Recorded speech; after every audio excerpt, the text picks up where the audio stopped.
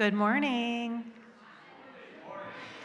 Good morning, and welcome to the First Unitarian Church of St. Louis. My name is Roz Cook, and I use she, her pronouns, and I am a member of the worship committee. We are glad you're joining us this Sunday, whether you're here in person or you're out there in TV land online. We're glad you're with us, and we want to give a special welcome to any new members that are here today. If you are new to our congregation, be sure to fill out a newcomer's form. It's downstairs in the lobby. And you can also find it afterwards. It will still be in the lobby if they didn't sign you up already.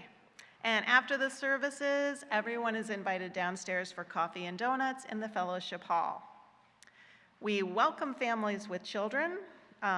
Families with children are invited to connect with our Minister of Congregational Life. That would be Sabrina Trupia. And you won't find her here today, but she is here almost every other day. And she will give you more information about religious education programs.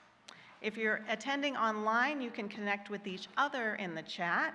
And don't forget that there is a virtual link for coffee hour.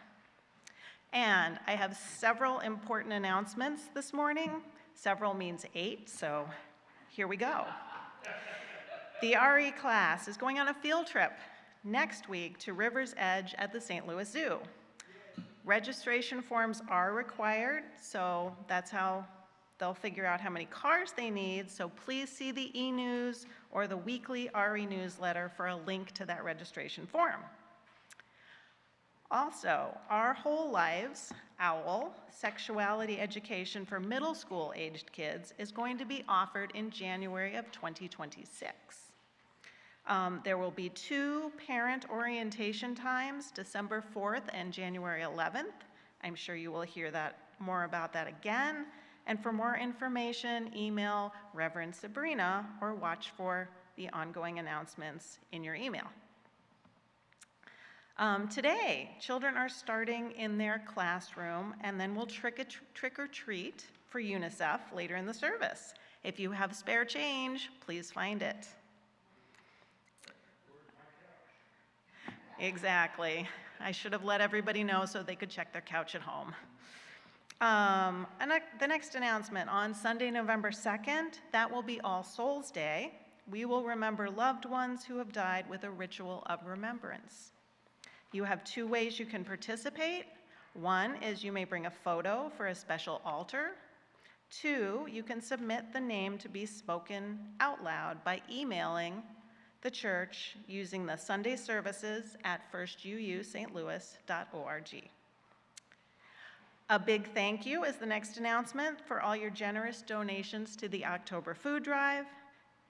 As of November 1st, we've all heard that SNAP will be coming to an end because of the shutdown, and you can help by helping stock the little free pantry in the church parking lot, as well as donating items for the Trinity Food Pantry.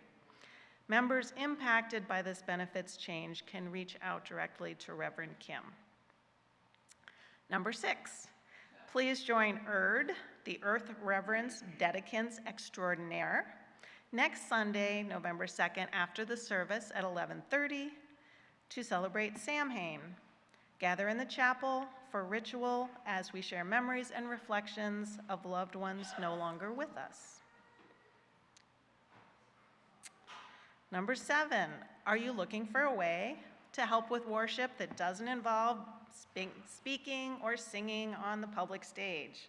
Well, there's a way you can do that. Join the AV team. You can hide in the closet over there and no one will see you. The training takes less than 15 minutes, and please see Mo, our AV technician and digital content manager. And it's hiding in the closet in a good way. I don't know how that sounded. And then there is one more announcement, and I need to ask Kevin Kellogg to come up and tell you about it.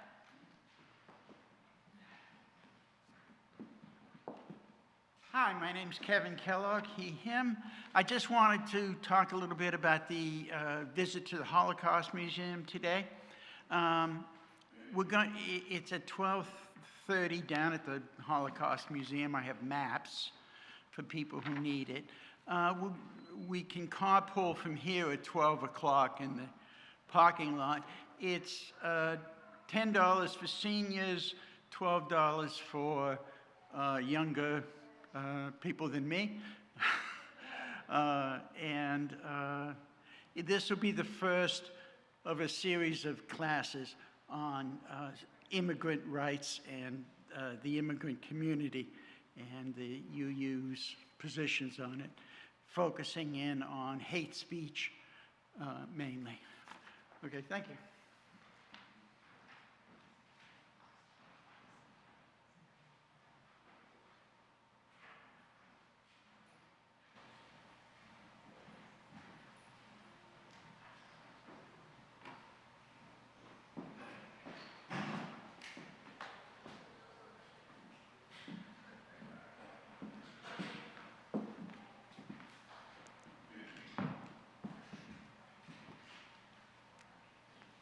Good morning again, and welcome to this religious community where we affirm the worth and dignity of all who enter.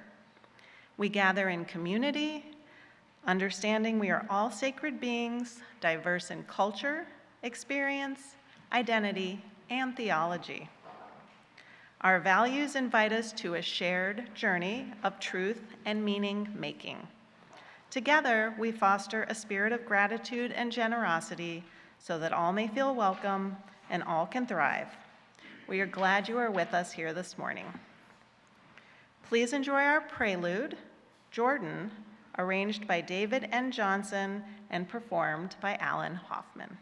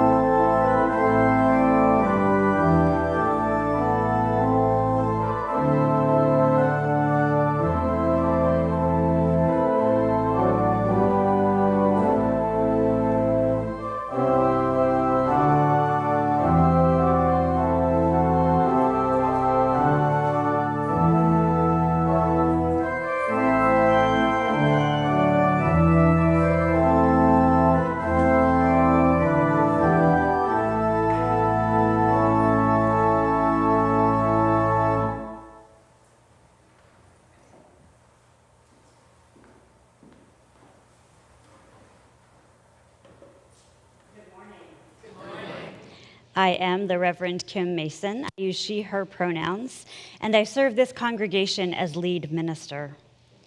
Our theme for the month of October is cultivating compassion. And our opening words come from the Reverend Richard Gilbert. Be gentle with one another. It is a cry from the lives of people battered by thoughtless words and brutal deeds. It comes from the lips of those who speak them and the lives of those who do them.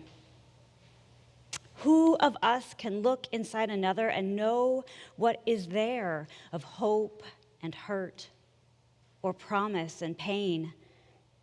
Who can know from what far places each has come, or far places each may hope to go? Our lives are like fragile eggs. They crack and the substance escapes. Handle with care. Handle with exceedingly tender care.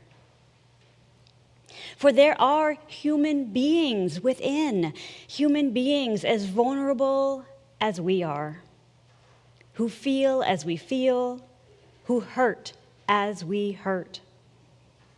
Life is too transient to be cruel with one another.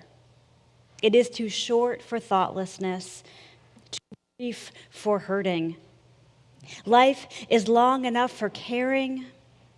It is lasting enough for sharing, and precious enough for love. Let us worship together. Please rise as you are willing and able and join in our opening hymn, number 34, Though I May Speak with Bravest Fire.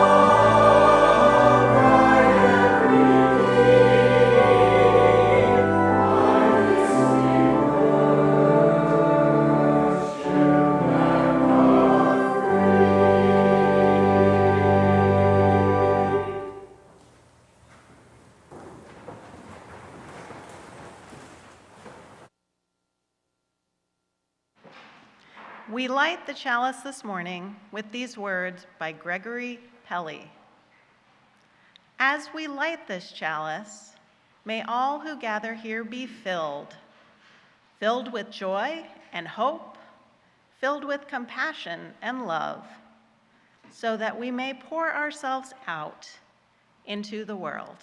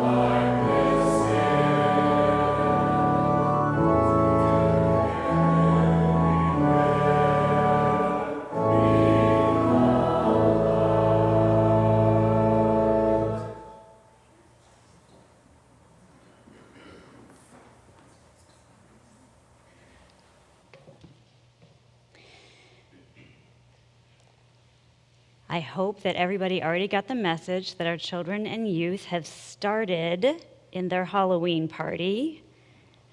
And so they will join us later. And we are holding our joys and concerns at this time in the service. Each week, we bring our joys and celebrations, sorrows and concerns with us to this community. When we share our news, cultivate compassion. We've noticed that fewer folks have been submitting joys and sorrows using the QR code, and so we'll be experimenting over the next few months with ways that we participate in joys and concerns. So this morning, as I read from our Joys and Concerns form, you are invited to come forward and drop a stone into this bowl of salt water for those things that are weighing you down, and to pick up a bubble wand and to wand your way back to your seat for those things that are lifting you up. In our congregation this morning, we hold Luke Steffen in our heart as he recovers from being hit by a car while riding his bike. So send healing thoughts to Luke. And you're also welcome to come as I read and put a stone in the bowl. We also, in our community, hold worries for dear friends who are in rehab after several weeks in the hospital. We worry about the cruelty we witness in the world. And we hold deep concern for the end of the SNAP program, because no food stamps will go out in November and potentially not in December either. And we hold the concern about the burden on food banks and hunger in our community.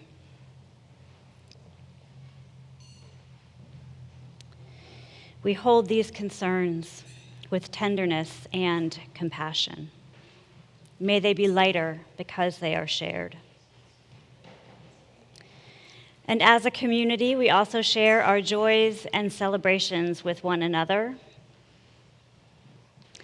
In our community this morning, we celebrate a teacher who recovered enough from cancer treatments to hold classes yesterday. That's a celebration. We share the joy of the marriage of a granddaughter last week in a lovely and joyous celebration. Congratulations. We share the joy of a long-awaited appointment at the pain clinic. I hope that appointment goes very well. Oh, wow. This is going to be a fun one for y'all. Corey Lovell and his partner are expecting a baby girl in April.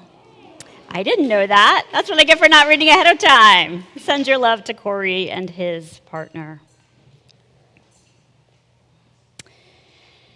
We lift up these joys with gladness and celebration. May they be magnified because they are shared.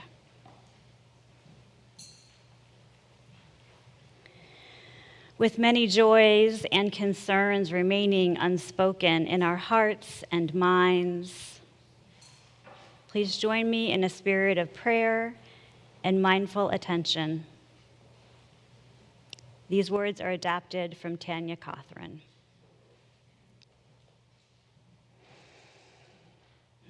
Spirit of life and love, holy within and among us, in this time of polarization and distrust, open us to considering how others experience the world, to understanding how my reality and their reality are different, and yet we share qualities of the same core desires. Open us to listening for shared feelings, for places of connection and hope. Open us to curiosity and to listening to differences. Open us to loving into brokenness, to giving space and being patient with healing. Spirit of life, source of empathy, let us be strong in our vulnerability, in our not knowing. in exposing our less than perfect scary bits to those in front of us. Give us courage to face judgment, scorn, and hatred when leading from the heart, when considering the greater good. Spirit of love, holy compassion, let us be disciples of hope, grounded in our knowledge that in each being there is a spark of the divine. Give us the strength to keep feeling empathy, even when we are tired and broken. For it is through empathy that compassion is born and love flourishes. May it be so. Amen, and blessed be.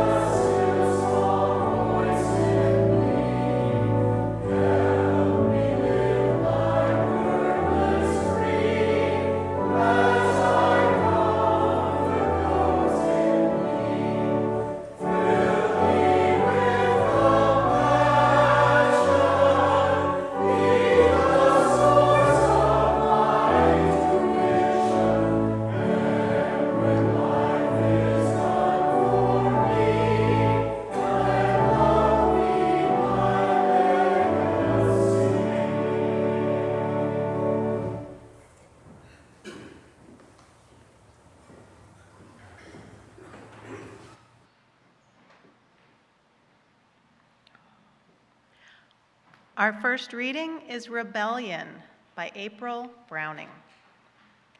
Kindness is soft rebellion against cruelty. Rebellion is gentleness in a world built on rage. Kindness is the spiked collar of compassion, the mosh pit where empathy refuses to be drowned out. It shocks, it disrupts, it refuses the algorithm of hate. It's DIY hope, stitched in small acts that refuse to conform. Kindness is the loudest, quiet revolution in a world of keyboard warriors where silence is drowned by shouts and clout is counted in followers, not in the warmth of reaching out. Raise your banner of gentleness. Let empathy be your anthem loud. It's easy to sneer from shadows, harder to soften a hardening crowd. Kindness is leather stitched in stitches, safety pins holding broken parts. It's tattoos of laughter on scarred skin and rebellion written in open hearts. While others posture for the spotlight, you gift your glow in the dark. A spark in the endless, scrolling void, that's true anarchy, that's true art. So lace up your boots of mercy, dye your hair in shades of grace, because kindness is the new punk rock, and it's ready to storm the stage.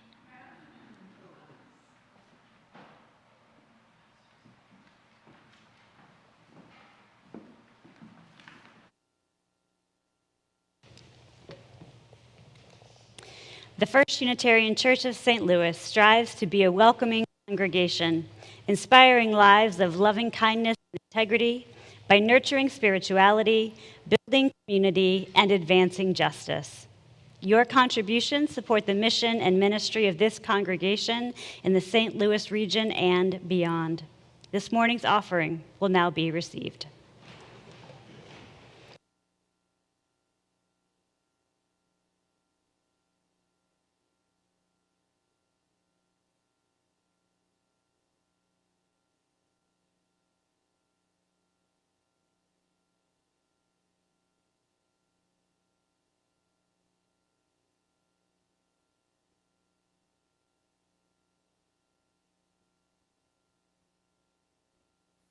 I could be you for just an hour.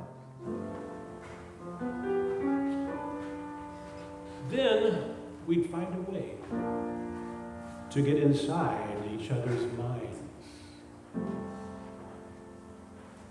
If you could see me through your eyes instead of your ego, I believe you'd see that you were blind. Walk a mile in my shoes. Walk a mile in my shoes. Before you accuse, criticize and abuse, Walk a mile in my shoes. well, the world you see around you is just a reflection. And the law of commerce says you're gonna reap just what you sow. Now, unless you live your life in total perfection, you better be careful with every stone that you might throw. Walk a mile in my shoes.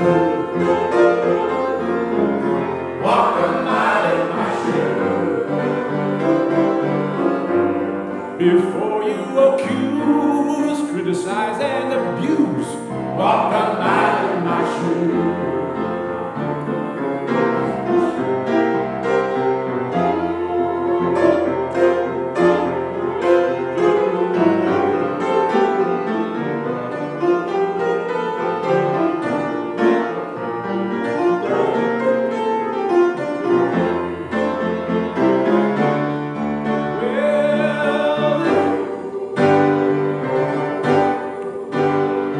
if we spend our time just throwing stones because you don't think or wear your hair the way I do,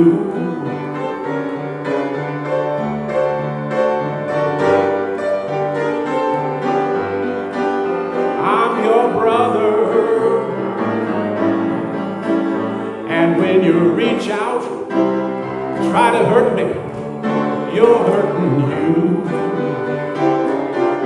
Walk a mile in my shoes. Walk a mile, Walk a mile shoes.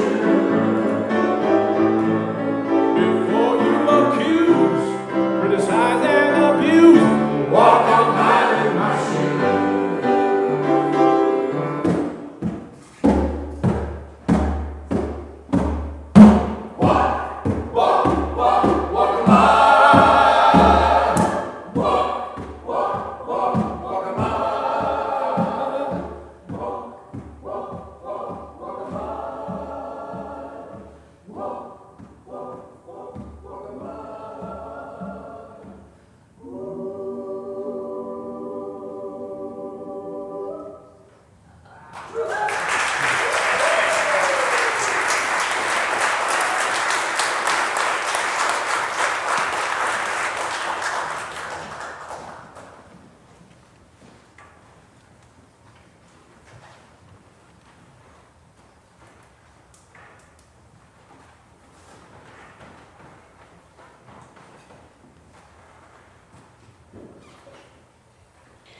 Whether you walk or roll or stay at home, we see with our hearts.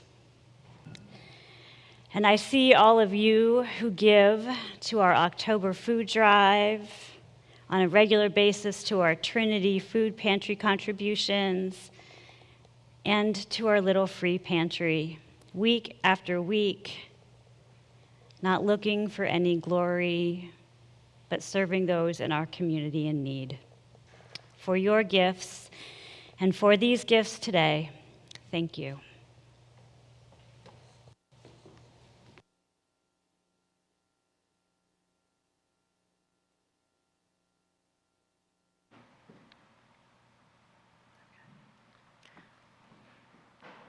Our second reading today is Kindness by Naomi Shihab Nye.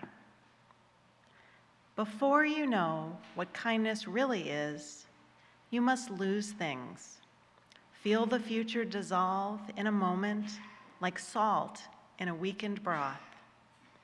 What you held in your hand when you counted and carefully saved, all this must go, so you know how desolate the landscape can be between the regions of kindness. How you ride and ride, thinking the bus will never stop. The passengers eating maize and chicken will stare out the window forever. Before you learn the tender gravity of kindness, you must travel where the Indian in a white poncho lies dead by the side of the road. You must see how this could be you, how he too was someone who journeyed through the night with plans and the simple breath that kept him alive. Before you know kindness as the deepest thing inside, you must know sorrow as the other deepest thing. You must wake up with sorrow. You must speak to it till your voice catches the thread of all sorrows, and you see the size of the cloth. Then it is only kindness that makes sense anymore, only kindness that ties your shoes and sends you out into the day to mail letters and purchase bread, only kindness that raises its head from the crowd of the world to say, "It is I you have been looking for," and then goes with you everywhere like a shadow or a friend.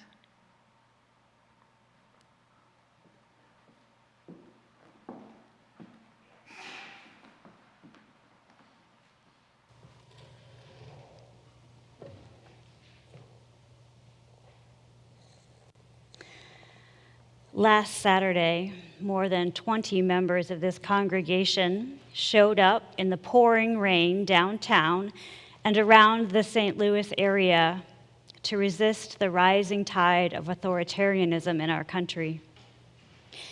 That afternoon, I saw all kinds of characters. I saw people in inflatable costumes. I saw people wearing fuzzy onesies.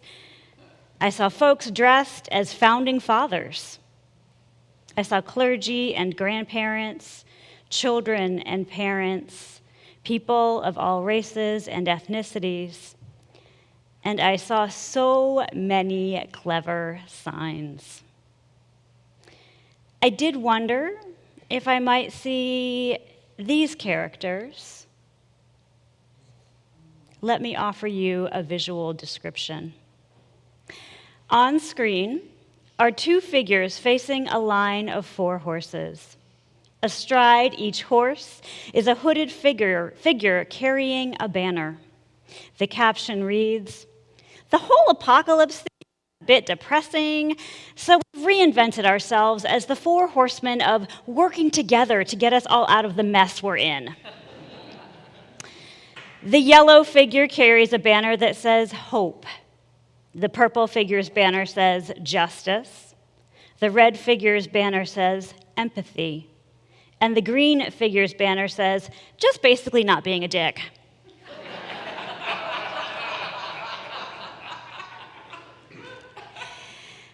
I didn't see the 4 horsemen last Saturday, but I did see people gathering in hope, people calling for justice, people moved by empathy, and people acting in kindness.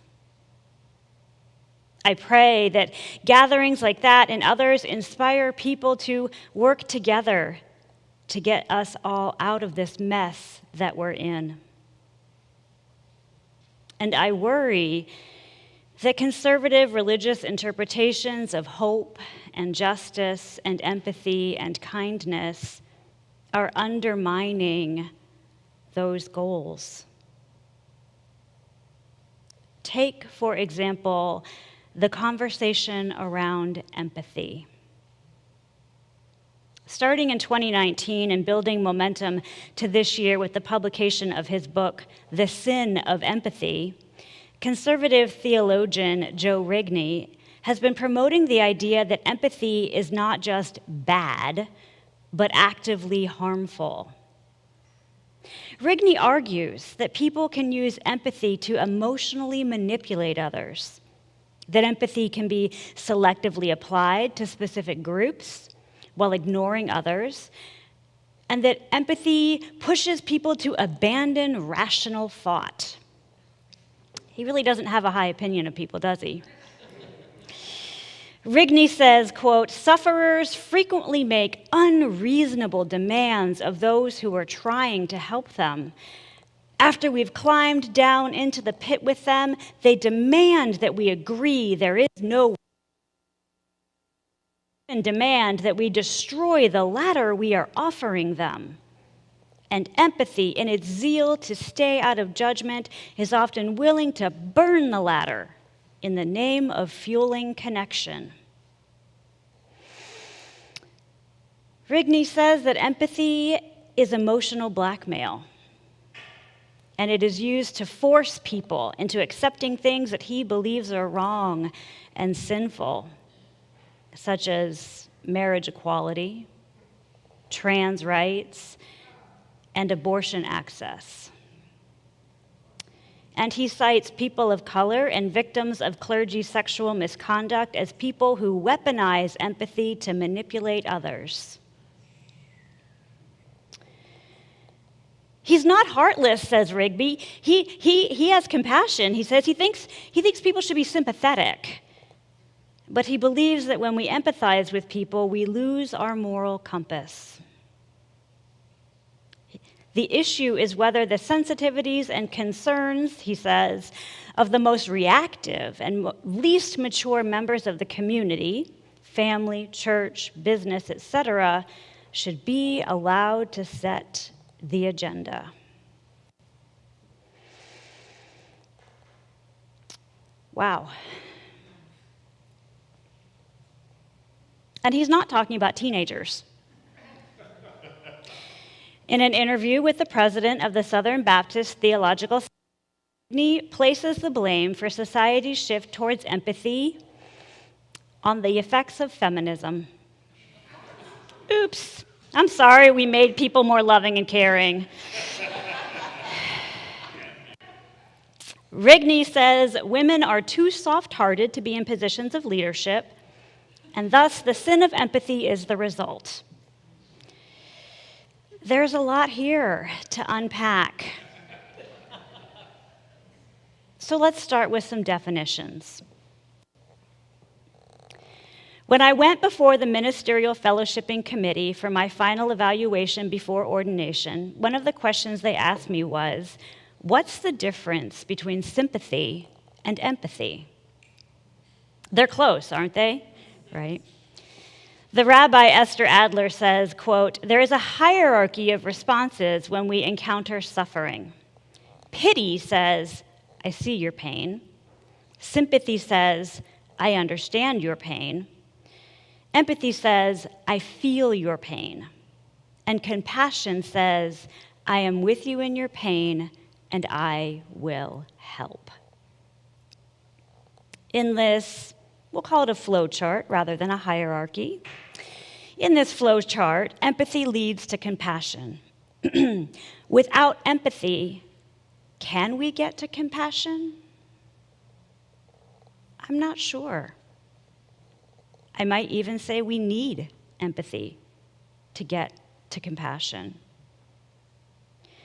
I think sympathy inspires charity, but it is empathy that leads to justice and solidarity. True compassion is more than flinging a coin to a beggar, said Reverend Dr. Martin Luther King Jr. It understands that an edifice that produces beggars needs restructuring. Buddhist monk Jack Kornfield explains it this way, quote, "Compassion is not foolish. It doesn't just go along with others and what they want so they don't feel bad. There is a yes in compassion, and there is also a no, said with the same courage of heart. No to abuse, no to racism, no to violence, both personal and worldwide. The no is said not out of hate, but out of an unwavering care. Buddhists call this the fierce sword of compassion." We need empathy. Common sense, walk a mile in someone else's shoes in order to understand empathy, so that we are motivated to help, so that we are inspired to make change. At a time when marginalized folks are at risk, we need empathy. It's no coincidence that Elon Musk and J.D. Vance have both invoked blackmail and the sin of empathy. At a time when ICE raids are sweeping up people across the country. In his article, "Empathy Isn't a Sin, It's a Risk," Notre Dame professor Michael C. Ray points out that this isn't the first idea of empathy as weakness has been identified. During the Nazi regime, feelings of empathy and acts of compassion were suppressed in the name of duty. Empathy suppression is what helped Nazi official Adolf Eichmann and others steel themselves in the face of other people's suffering to carry out their military duties. Ray says, sure, you can manipulate other people's emotions, but that doesn't make it a sin. He says that makes it risky in the way that love is risky. We know a little something about love, and it is risky. Love makes demands. Love is the catalyst for transformation. Love is at the center of our shared UU values. Love is the foundation, the heart of universalism, which asserts that divine grace extends to everyone, that no one is beyond the reach of love. This belief in universal salvation emerged not as a soft-hearted alternative to hellfire, but as a bold theological confrontation with cruelty and fear, writes the Reverend Michelle Collins. Early Universalists rejected the idea of a God who would condemn anyone eternally and insisted instead on a God whose nature is love itself. This theological revolution was informed by empathy and grounded in compassion. Love insists that every person is worthy, not because they earn it, but simply because they are human. For Unitarian Universalists today, the practice of empathy invites us to practice a compassion that is not selective or conditional, says Collins, but wide enough to include the flawed, the difficult, and even those we struggle to understand.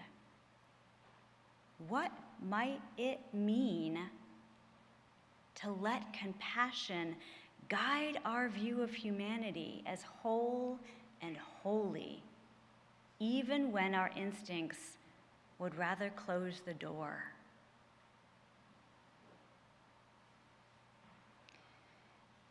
The fatal flaw at the heart of Rigney's argument is the view of humanity as weak, that empathy is a practice of people fearful of judgment or conflict, as though empathy and compassion were for the faint-hearted.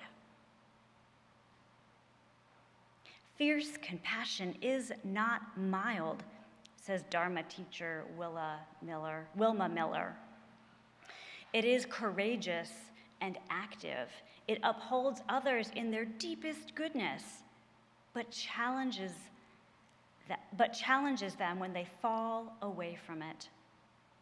Compassion of this sort implies that we can love others enough to tell them the truth.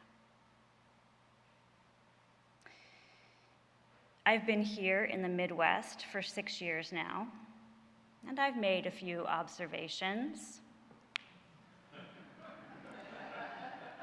People in the Midwest are not as passive-aggressive as people in the South. If someone here says, "bless your heart," they're not insulting you. Unless they're a drag queen, and then yes, that was an insult. The Midwest is not as hurried as life on the coasts. Evening starts here at 5:30, and there better be a darn good reason if something starts after 7. And folks in the Midwest are not as direct as those in the Northeast. If they don't have anything nice to say, they won't say anything at all. It brings a whole new meaning to the phrase, "silence is violence." I've found that there is this phenomenon called Midwest nice, where people are polite, non-committal, and non-confrontational. Midwest nice is afraid to say no. They won't tell you they aren't coming, they just won't show up. They'll be open and friendly, and somehow everything stays on the surface. It makes daily interactions smooth, but can make other interactions difficult. Midwestern nice says that sharing what is actually going on, what you actually think or feel or experience, is impolite. So I'm going to say something that might be controversial. Midwestern nice is a barrier to empathy and compassion. Midwestern nice is preventing us from true engagement with one another. How do you move beyond pity and sympathy if we aren't connecting on a deeper level with our neighbors? How do we build community if all we have are people too afraid to speak the truth? And how do we develop enough trust to create change? Communication coach Dr. Laura Janusik says we need to move from Midwest nice to Midwest kind. I want to go one step further. From Midwestern nice to kindly impolite and lovingly assertive. With love in our hearts, we say no to racism and bigotry. With love in our hearts, we hold a boundary against violence and abuse. With all kindness, we want to hear your story so we can build authentic relationships. With all kindness, we want to know your experiences so we can work towards change. I've seen a lot of examples of folks being kindly impolite and lovingly assertive in the past 9 months, circulating petitions, setting up mutual aid networks, showing up in nonviolent protest, protecting the vulnerable in our communities and our nation by resisting inhumane deportations and the stigmatization of trans people. Here's one story I'd like to share. A few months ago, I attended a local vigil in response to the U.S. Supreme Court decision on U.S. versus Skermeti. The decision upheld bans on gender-affirming care for minors.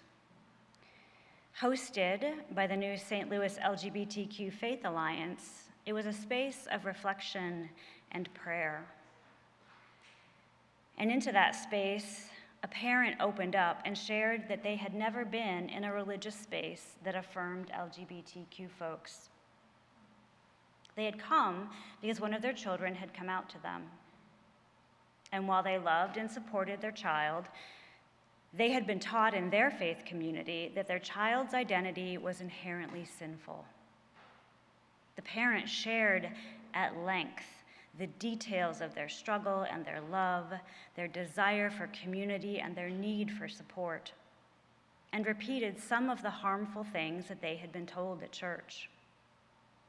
No one interrupted them or tried to correct them. And when the parent finished, 2 other parents stood up, affirming the parent for being there, sharing some of their own experiences when their children came out, and the ways that they had learned and grown and changed. In that space, someone was brave enough to share how they were really feeling, with all the rawness and struggle, and their vulnerability was met with empathy and compassion. That parent will be better able to support their child because they were willing to violate the rules of Midwestern nice and were met with people practicing Midwestern kindness. When we embrace being kindly and polite and lovingly assertive, we open ourselves up to connection, to empathy and compassion. It is in compassion that we feel most at home and feel most whole. We feel that we are where we should be, says Muslim sister Ingrid Mattson. We have that experience of wholeness, of rightness, because in that space of empathy and compassion is where love exists. Midwestern nice wants to keep you at a distance. The belief that empathy is a sin keeps you at a distance. But love is saying, come in. It is saying, you have lost things, and so have I. It is saying, you hold sorrows so painful it would burn your throat to speak them out loud. I know, because so do I. Empathy is not a sin. It is the heart of compassion. And compassion is only a weapon in a world bent on division and dehumanization. As Unitarian Universalists, we know that ultimately no one is beyond the reach of love. So together, we are wearing boots of mercy and a spiked collar of compassion. Together, we are riding with the 4 horsemen of working together to get us all out of this mess. And we are singing, literally, an anthem of empathy to disrupt the algorithm of hate. With love as our guide, we are saying there is another way. Hand in hand, we are moving into a compassionate future. May it be so.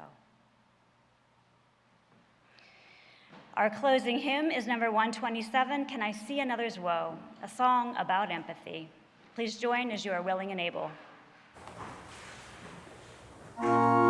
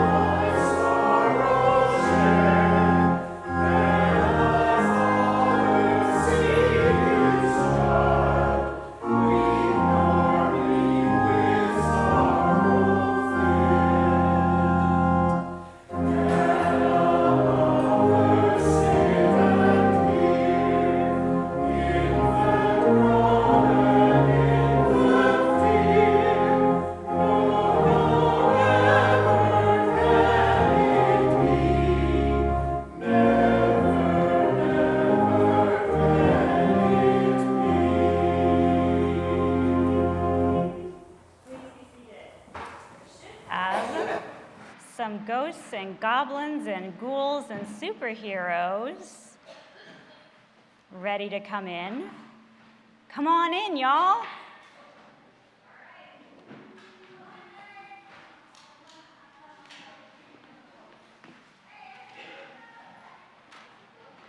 We're not trick-or-treating yet. Come on up here first. Come on up, come on, all the way up.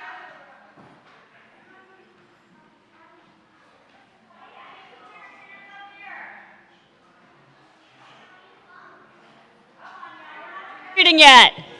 Please come to the front. Come on up here. We're not trick-or-treating yet. We're doing that at the end. Not trick-or-treating yet. Come on, come on, come on. Not trick-or-treating yet. We're not trick-or-treating yet. We're doing that at the end. Come on up. Not yet. Not yet.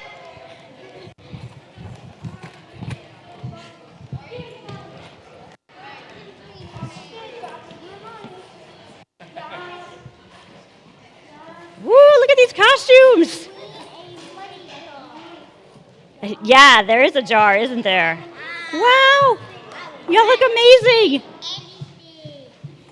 Hi. So today in church, we've been talking about how feelings motivate us to help people. And I thought it might be interesting to do an exercise. You want to try something? Sure. Awesome. Y'all want to try something? Sure. Yes. All right. So I want you to take a great big breath.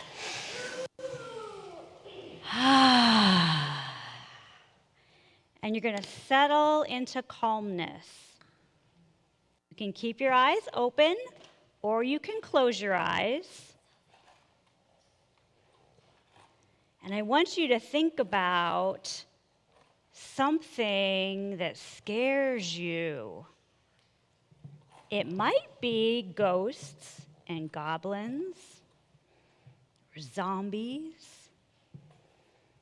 It might be spiders or snakes. It might be trying something new. Or it might be getting a bad grade on a test. Or it might be something really personal, like being afraid that no one likes you. Or that something, like you're worried that maybe something is wrong. Reach deep down inside and be honest with yourself. This is going to be kind of hard, right? It's going to feel a little tender and maybe hard to admit. And just sit with it for a minute. Now I want you to think of the person to your right or your left.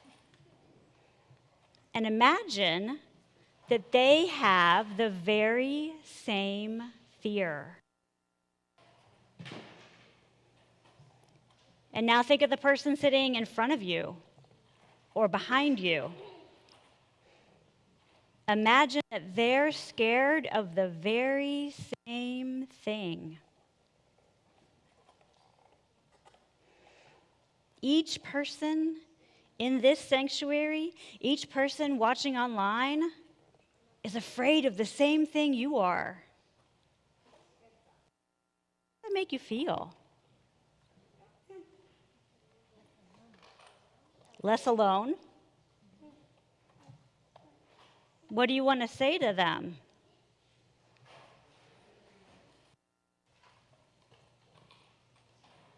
Do you want to tell them it's okay?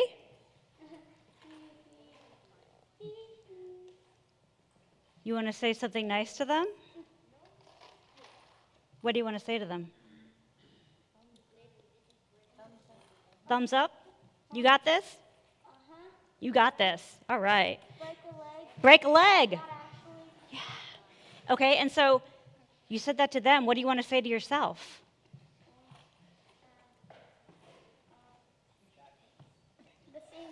the same thing. Absolutely. You got this. Break a leg.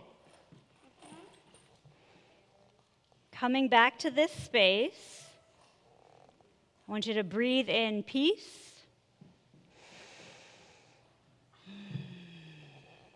And breathe out love. How does your heart feel? Relaxed? So from a place of openness, we can extend compassion to others, that we want to help others. And so one of the ways that we do that, now you can get all of those boxes. Do that is with Trick or Treat for UNICEF. And UNICEF stands for the United Nations International Children's Emergency Fund. And their vision is to ensure that every child is healthy, educated, protected, and respected. Current projects include administering polio vaccines to vulnerable children, delivering food and aid to children in Gaza, and supporting children in Sudan with education, skill building, nutrition, healthcare, and trauma recovery. If you forgot to bring change this morning, oh wait, I brought my change. Wait a minute, where is it? Oh gosh, do you think this is enough? All right, I brought some change, but if you forgot to bring some change this morning, Mo's going to throw a QR code up there, which will take you to the UNICEF website where you can make a donation. So, after our closing words, our kids are going to trick or treat through the sanctuary while Alan plays the postlude, and I encourage you to give generously. All right. Our closing words are from the Reverend Sandra Fees. May your heart open wide to family and friends. May you radiate friendliness towards strangers and difficult people, too. May you see those who suffer with the eyes of compassion. May you offer a sincere wish of kindness to all creatures in existence, even yourself. May you know the tenderness of turning your attention in the direction of love over and over again. Amen. Blessed be, and go in peace. Please stay for the postlude, during which our children will trick or treat for UNICEF. Then, as your final act of worship, please turn and greet your neighbor. All right.